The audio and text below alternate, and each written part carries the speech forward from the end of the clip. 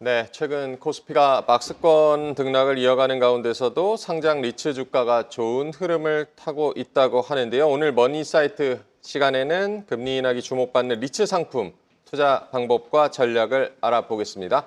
신영증권의 박세라 연구원 모셨습니다. 어서 오십시오. 안녕하세요. 반갑습니다. 연구원님, 먼저 리츠 얘기는 많이 들어봤는데 어떤 상품인가 잘 모르시는 분들도 많을 것 같은데 일단 리츠에 대해서 설명을 해주실까요? 네, 알겠습니다.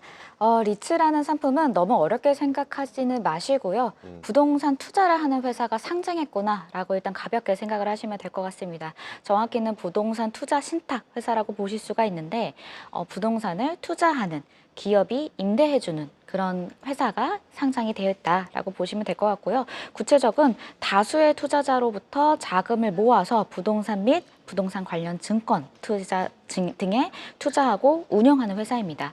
다른 기업과 달리 이 리츠 같은 경우는 임대 수익에서 발생한 모든 이익을 거의 90% 이상 무조건 의무적으로 배당을 줘야 되기 때문에 배당에 특화된 회사다라고 이해하시면 될 것 같습니다.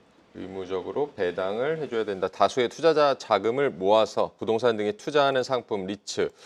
일단 부동산 같은 경우는 사실은 이제 우리 투자자분들도 직접 투자를 하지 굳이 리츠를 해야 되나 이렇게 생각하시는 분들도 계실 것 같은데 직접 투자 대비해서 리츠에 투자하면 장점은 어떤 부분을 좀 조언을 해주시겠습니까? 네, 직접 부동산 투자하시는 분들도 많이 계시겠지만 이 리츠라는 상품은 증권회사로서 상장이 되어 있기 때문에 상당히 소액으로도 투자가 가능하다라는 장점이 있습니다. 네. 지금 상장되어 있는 리츠들의 주가가 대부분 1,000원에서 7,000원까지 있기 때문에 상당히 적은 자금으로도 투자를 할 수 있다라는 장점이 있고요. 두 번째로는 직접 거래를 하게 된다면은 저희가 다양한 거래 비용과 세금이 발생을 하게 됩니다. 하지만 배당 투자를 노리고도 투자를 하는 거기 때문에 소액의 세금만 발생이 된다라는 점에서 상대적으로 상당히 세금 부담이 적다라고 보실 수 있을 것 같고요. 또 세 번째로는 저희가 고액의 직접 투자 같은 경우에서는 아무리 임대 수익이 발생을 한다 하더라도 안정적인 배당 수익을 저희가 기대하기는 약간 어려움이 있을 수 있습니다.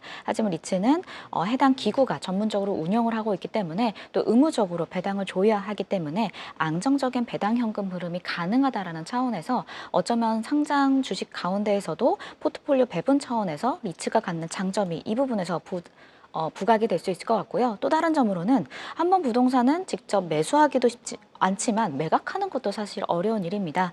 유동성 차원에서 환급성이 떨어지기 때문인데요. 이 상장 리츠 같은 경우는 저희가 자유롭게 사고팔 수가 있기 때문에 환급성이 높다라는 장점도 있고 마지막으로는 이 부동산 투자 전문 운용사들이 직접적으로 자산 운용에 개입을 하는 거기 때문에 전문가를 통해서 부동산 투자를 할 수 있다라는 점도 충분히 매력적인 포인트일 것 같습니다. 네, 소액 투자가 가능하고 거래 비용이 적다는 점, 안정적인 수익을 기대할 수 있다는 점도 짚어주셨는데요. 요즘에 그 금리 인하로 좀 부동산 시장도 좀 꿈틀거리고 있다라고 하는데 지금 금리 인하 기대감이 좀 커지는 시점, 지금이 좀 리츠 투자의 적기라고 봐야 될까요? 네, 리츠 투자 같은 경우에서는 확실히 금리라는 변수에 상당히 크게 영향을 받습니다. 부동산이라는 게 워낙 큰 레버리지를 일으켜야 되는 상품이기도 하고 또 배당 소득 흐름은 고정이 되어 있는 반에서 저희가 현금 할인율이 달라질 때마다 배당 수익률이 또 상대적으로 변하는 거기 때문에 기본적으로 금리가 인하될 때 곽강받는 자산이 리츠다라고 생각하시면 될 것 같습니다. 우리 국내 기준금리는 지금 2월 이후부터 계속적으로 인하 기조가 유지가 되고 있기 때문에 2022년도, 2023년도 고금리 영향에서는 충분히 벗어나 있는 상황이라고 보시면 될 것 같습니다. 실제로 상장 리츠사들은 조달하는 이자 비용들이 조금씩 감소를 하고 있는 추세이고 배당 현금 대비 할인율이 또 하락이 되었기 때문에 오히려 적정 매수가는 올라가게 되는 이런 긍정적인 흐름이 나타나고 있습니다. 상대적으로 배당주에 대한 매력이 똑같이 부각되는 거와 같은 이슈인데요. 네. 예를 들어서 저희가 예적금에는 2%, 3%대밖에 못 받는데 저희가 배당형 상품에는 5% 수익률이 보장된다고 한다면 그 배당의 상대 매력도가 올라가는 것과 같은 내용이라고 보시면 될 것 같습니다. 네, 투자자분들도 배당주에 이제 관심이 많으신데 앞서 지금도 뭐 리츠의 장점으로 배당금을 언급을 해주셨는데 리츠에 투자하면 실제로 어느 정도 좀 배당을 받을 수가 있습니까? 현재 상장 리츠사들의 평균 2025년도 연간 배당 수익률을 평균 내보았을 때는 8% 정도가 나오는데요. 여기서 너무 높은데 상당히 매력적이다라고 보실 수도 있지만 일단 주의하셔야 될 점은 주식이다라는 점입니다. 저희가 뭐 채권형 상품이나 이런 것처럼 원금이 보장되는 상품이다라고 접근하시면 안 될 것 같고요. 그만큼 또 리스크가 있기 때문에 저희가 주가 변동성이 노출이 되어 있기 때문에 어느 정도 위험 프리미엄이 책정된 수익률이라고 생각하시면 될 것 같습니다. 하지만 현재 주가 레벨 상에서는 상장 리츠사들의 평균 배당 수익률은 약 8%에 수렴한다. 이렇게 생각하시면 될 것 같습니다. 네, 평균 배당 수익률 수준이 8%면 굉장히 좀 괜찮은 수준인 것 같은데 주가 변동성을 좀 유의해야 된다. 요즘에 보니까 월 100만 원 버는 리츠 투자 전략 뭐 이런 리포트도 있던데 그 정도 수준의 이제 배당을 받으려면 어느 정도 자금을 투입을 해야 될까요? 일단은 단순히 계산을 하시면 월 100만 원이기 때문에 연 한 1,200만 원을 저희가 배당금을 받는다라고 본다면 뭐 세금이나 이런 거 다 빼고서 그냥 단순히 1,200만 원 벌겠다라고 했을 때 앞서 말씀드린 8% 배당 수익률을 적용하면은 네. 대략 뭐 1.5억 정도를 투자를 한다. 그러면은 8% 수익률 해서 연 1,200만 원 이렇게 계산은 가능할 것 같은데요. 네. 하지만 월 100만 원을 버는 게 중요하다라고 한다면 실제로 저희가 어떤 리츠에 투자를 해서 언제 배당금을 지급받는지 이런 분산을 고려하셔야 될 것 같습니다. 리츠들은 일반 상장 회사들이 12월에 주로 배당이 많이 몰려 있는 것처럼 저희도 결산월에 따라서 배당금을 분배를 받게 됩니다. 일단 뭐 6월과 12월 결산이 가장 많은 상황이고요. SK 리츠 같은 경우는 3월, 6월, 9월, 12월 이게 3개월마다 배당을 지급을 해주기 때문에 또 이런 식으로 저희가 결산원에 따라서 분배도 가능합니다. ESR 캔다스퀘어 같은 경우는 5월 또 11월 이렇게도 나눠져 있기 때문에 저희가 잘만 종목을 배분을 한다면은 4월에도 또 배당금을 받고 그다음에 6월에도 배당금을 받고 이런 식으로 매월 배당금을 받을 수 있는 구조로 재편할 수가 있어서요. 뭐 상장 리츠사들 중에 결산월이 어떻게 되어 있는지 실제로 배당금이 내 통장에 꽂히는 월이 언제인지를 파악을 하신다면은 이런 식으로 월에 고정적인 현금 흐름을 만들어낼 수 있을 것 같습니다. 네, 결산월만 잘 계산하시면 매달 배당금을 받을 수도 있다. 이렇게 이제 배당 매력도 있고 리츠가 또 세금 측면에서도 장점이 있다고 하는데 ISA나 뭐 IRP를 통해서 투자할 경우 세액 공제가 적용된다. 이 부분은 어떤 얘기입니까? 일단은 곡물 리츠 활성화를 위해서 지난 2019년부터 정부에서 추진한 여러 가지 계획들이 있는데요. 그 중에 네. 하나가 상장 리츠에 5천만 원 정도 한도에서 3년 이상 보유할 시 3년 동안의 배당 소득에 대해서는 일반적인 배당 소득세율인 15.4%가 아니라 9.9%의 세율을 적용을 받게 되어 있습니다. 이 부분이 원래는 일몰될 예정이었는데 좀 연장이 되어서 2026년 12월까지 연장이 되었습니다. 이 이후에는 또 다시 연장이 될지 아니면 일몰이 될지는 모르겠지만 일단은 2026년 12월까지는 지금 현재 상장 리츠에 대해서는 이런 분리과세에 대한 세율이 적용을 받는다라는 점에서 절세 효과가 있다라고 보시면 될 것 같고요. 저희들 요즘에 뭐 계속 그 관심이 많았던 ISA 그리고 IRP 계좌 역시도 배당 소득세가 또 이연돼서 그 과세가 되는 부분들 그리고 일반 연금 소득세로 제공받는 부분들이 있기 때문에 이 부분에서 당연히 배당 부분에 대해서 저희가 절세 효과를 누릴 수 있을 것 같습니다. 네, 배당에 이어서 절세 효과까지 누릴 수가 있다. 리츠 상품 자체가 어쨌든 부동산을 기반으로 하는 만큼 부동산 경기를 당연히 좀 생각을 해봐야 될 텐데 최근에 뭐 경기 침체 우려도 좀 있고 상가 공실률이 뭐 높다 이런 뉴스들도 나오고 있는데 이런 우려들은 좀 괜찮겠습니까? 네, 때문에 이 부분 역시도 상당히 면밀하게 좀 알아보고 투자하시는 거를 권고드립니다.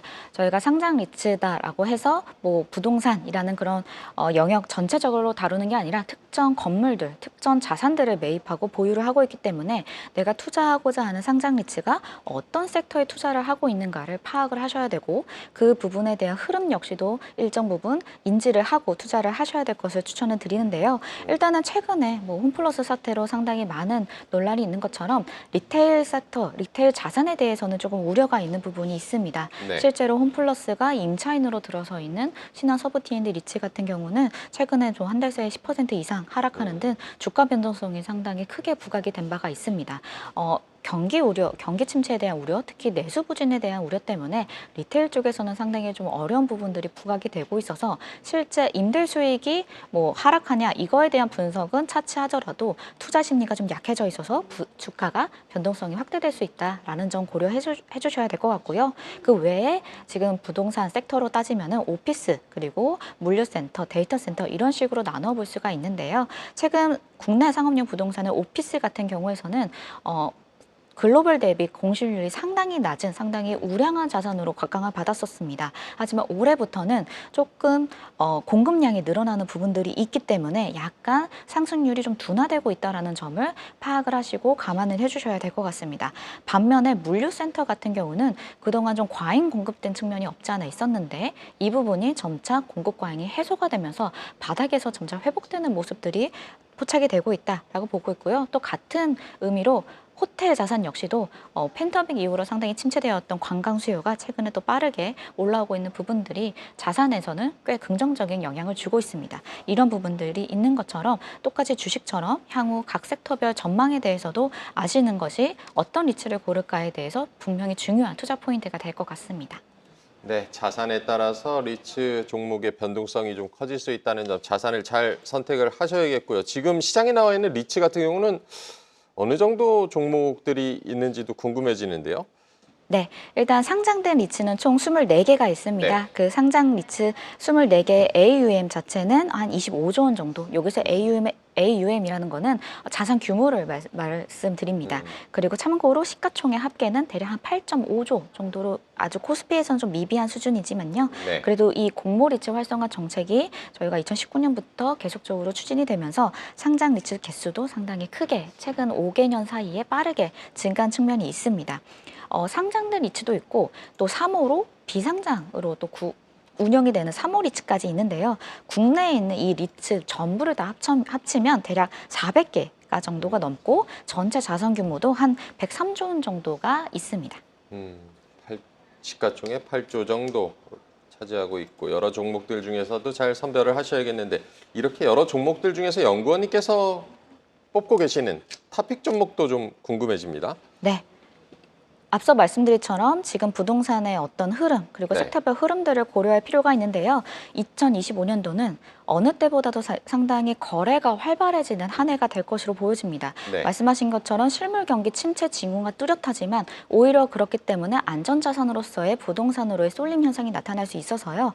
어떤 검증된 운용력들이 좋은 자산을 저가에 매입하는지 또 괜찮은 가격에 매각하는지에 따라서 그 부분들이 부각이 될 수 있을 것 같습니다. 네. 그런 차원에서 검증된 AMC를 잡아라 라는 것이 저의 의견이고 그중에서 저의 토픽은 따라서 SK 리츠가 가장 우수하다라고 보고 있는데 최근에 증자 없이 신규 자산을 편입했다라는 점, 또 최근에 리파이낸싱을 통해서 조달 비용이 하락하고 있다는 점 등이 해당 리츠에 상당히 우호적인 환경을 만들어주고 있습니다.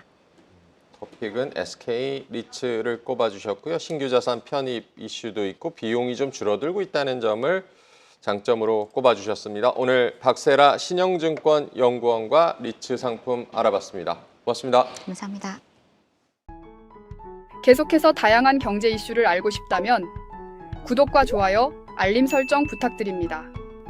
AI 캐스터 권미정이었습니다.